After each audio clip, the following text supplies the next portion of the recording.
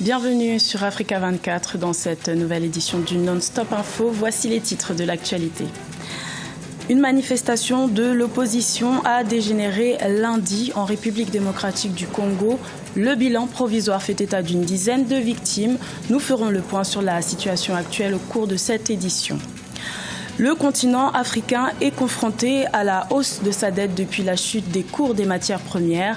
La Banque africaine de développement estime que cette situation pourrait s'étendre sur les 3 prochaines années. Et puis, le Tchad a adopté un plan de relance des échanges économiques avec les pays voisins. Les attaques perpétrées par le groupe Boko Haram ont perturbé les échanges commerciaux en Afrique centrale. La capitale congolaise, Kinshasa, a été le théâtre de violences ce lundi 19 septembre. La manifestation de l'opposition pour réclamer le départ du président Joseph Kabila à la fin de son mandat a dégénéré. Des violences sont survenues entre manifestants et forces de l'ordre. Le bilan provisoire fait état d'une dizaine de victimes et plusieurs blessés. Le point sur la situation actuelle à Kinshasa avec notre correspondant Jacques Amboka.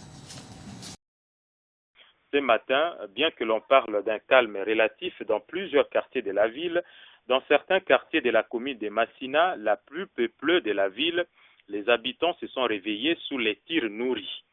Joint au téléphone, le ministre de la Communication et des Médias, Lambert Mende, a expliqué cette situation par les soucis des forces de l'ordre de restaurer le calme et la tranquillité dans la ville, soulignant par ailleurs que les sièges de l'UDPS et de FONUS de Lengankoi ont été incendiés dans la nuit de lundi à mardi.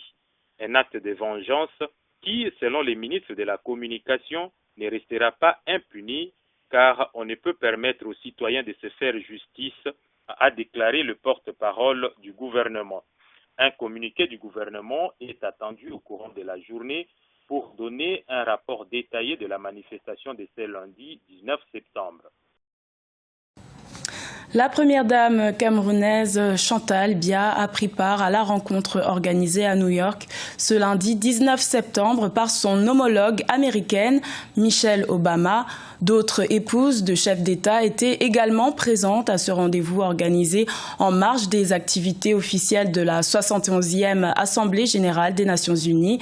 Une entrevue axée sur l'accès à l'éducation des jeunes filles dans le monde entier. La première dame camerounaise Chantal Biya devrait également participer à la réunion des premières dames sur l'autisme prévue le 23 septembre. La chute des cours des matières premières a engendré le ralentissement de la plupart des économies africaines. La Banque africaine de développement recommande aux États de limiter le recours au marché international de la dette. Fanny Mounichi. Le président de la Banque africaine de développement, Akinwumi Adesina, recommande aux États africains de limiter le recours au marché international de la dette, qui constituerait aujourd'hui l'une des principales causes du ralentissement économique du continent. Le responsable de l'institution financière exhorte les États à améliorer la collecte de leurs recettes fiscales, mais aussi à emprunter davantage sur le marché régional.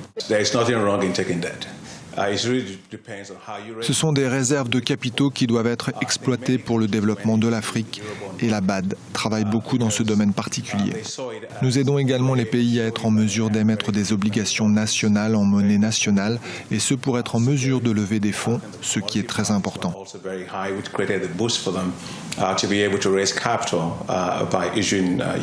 Les gouvernements sont désormais confrontés à des déficits budgétaires, à la stagnation ou la contraction de la croissance et dans certains cas à la dépréciation de leur monnaie nationale. Le président de la Banque africaine de développement met ainsi en garde contre toute tentative de lever des fonds pour rembourser une dette ancienne. Il n'y a rien de mal à contracter une dette. Cela dépend vraiment de comment et pourquoi vous levez ces fonds. Je pense que de nombreux pays sont entrés dans le marché des euro-obligations parce que c'était pour eux une façon de montrer qu'ils avaient une bonne gouvernance économique. Which is very, very important. But at the same time, working with the pension funds to be able to have a regulatory environment that allows them to be able to have asset classes in which they can invest in. Plusieurs États ont d'ailleurs commencé à se tourner vers le marché intérieur. C'est le cas de la Côte d'Ivoire qui, en août dernier, a renoncé à l'émission d'un eurobond de 930 millions de dollars pour ne pas alourdir davantage sa dette publique. Au Tchad, les autorités ont dévoilé un nouveau plan de relance des échanges économiques transfrontaliers avec les pays voisins, l'objectif étant d'accroître les recettes douanières pour répondre aux difficultés financières que traverse le pays. Un reportage de notre correspondant Mahamat Ramadan, commenté par Idlet Mirabel Bissou. Après 2 ans d'interruption après la menace terroriste, le Tchad a dévoilé son nouveau plan de coopération économique avec le Cameroun et le Nigeria. Les autorités tchadiennes veulent ainsi diversifier l'économie pour répondre à la crise financière que traverse le pays. La relance du commerce transfrontalier avec ses voisins permettra au Tchad de faire des recettes douanières mensuelles à hauteur de 11 milliards de francs CFA. Il y a des opérations tripartites entre quelques opérateurs, quelques banques de la place et quelques banques camerounaises. De l'autre côté, l'avantage de l'économie africaine, c'est que c'est une économie qui est vraiment proactive. On ne se laisse pas abattre par des problèmes. Quand il y a des problèmes, on cherche des solutions. Et je pense que maintenant, il va falloir s'acheminer peut-être vers un transport légal avec des moyens roulants. Donc, en plus du commerce du bétail, on va entrer pour pouvoir peut-être motiver de la logistique, du transport, qui va entrer en ligne de compte par rapport à notre transport traditionnel sur pied. Pour les experts, la relance des échanges économiques avec les pays voisins permettra d'améliorer les performances du trésor public. Mais selon ces derniers, les autorités doivent d'abord définir de nouveaux mécanismes pour maîtriser les recettes hors pétrole. Le Tchad, depuis les premiers barils de pétrole mis sur le marché mondial, il me semble qu'il y a eu une sorte de non-maîtrise des finances classiques. Les finances classiques, notamment les finances fiscales, notamment la question de la douane, la question des impôts, etc., pour parler couramment. Ces questions-là n'ont pas eu une grande attention et on a assis nos projets de développement, on a assis le fonctionnement de l'État sur les revenus du pétrole. Rappelons que depuis la fermeture des frontières avec les pays voisins, le Tchad perd environ 13% de sa recette douanière mensuelle, soit 14 milliards de francs CFA.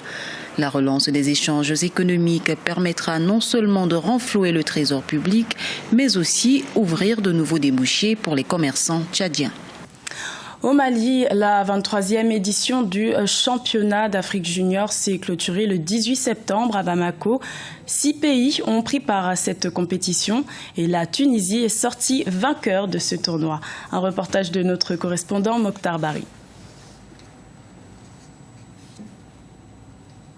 La 23e édition du championnat d'Afrique junior de handball s'est achevée ce dimanche à Bamako avec le sacre de la Tunisie. Débuté le 11 septembre, ce tournoi a connu la participation de l'Algérie, du Burkina Faso, de l'Égypte, du Mali, du Maroc et de la Tunisie. Après la compétition des cadets remportée par la Tunisie, le Mali vient de réussir une fois de plus le pari de l'organisation avec le championnat junior. Je crois que de l'autre côté, nous avons eu un championnat parmi tant d'autres et que nous avons eu droit à une forme de belle finale. Et ce qui est important pour nous, c'est que le handball africain puisse aller de l'avant pour réduire le fossé qui nous sépare de la référence mondiale. Et je pense que vous serez d'accord avec moi qu'il va falloir travailler davantage pour que franchement ce fossé soit réduit et que nous puissions espérer un de ces jours monter une démarche du podium mondial. Nous avons reçu de façon satisfaisante et relevé les défis organisationnels du point de vue hébergement, restauration, du point de vue sécuritaire, du point de vue santé. Donc nous remercions les autorités maliennes qui ont bien voulu nous accompagner. Les prochains objectifs, c'est d'abord travailler pour constituer une bonne équipe nationale au niveau des cadets et au niveau des juniors. Quant à la bataille pour la première place, c'est la Tunisie qui vient une fois de plus à bout de l'Égypte par un score serré de 30 à 29. Dominés à la première mi-temps, les Tunisiens parviennent à rétablir la marque à 14 partout avant d'aller au vestiaire. À la reprise, la Tunisie marque les premiers points que l'Égypte égalise. La Tunisie évoluera ainsi jusqu'à la fin du match. Après les cadets, ce sont les juniors qui emboîtent les pas. C'est pratiquement, vous savez, les juniors et les cadets, c'est la préparation de la relève. C'est l'avenir du handball tunisien. Donc nous avons une bonne équipe senior et nous travaillons vraiment très dur pour la relève. Et avec ces titres-là, ça donne de la confiance pour les jeunes et ça les prépare à devenir champions en senior. La Tunisie championne avec l'Égypte en 2e place, l'Algérie 3e, le Burkina Faso et le Maroc sont respectivement 4e et 5e. Le Mali, bien qu'ayant réussi l'organisation, ferme la marche. En dehors du Mali, les 5 premiers participeront à la Coupe du Monde de la catégorie en 2017 en Algérie. 2 leçons sont à retenir de ce championnat: la suprématie des pays de l'Afrique du Nord et la méforme du handball malien. Ce journal a été réalisé par l'ensemble de la rédaction. Merci de votre fidélité. Retrouvez dans quelques instants une nouvelle édition de l'information sur Africa 24.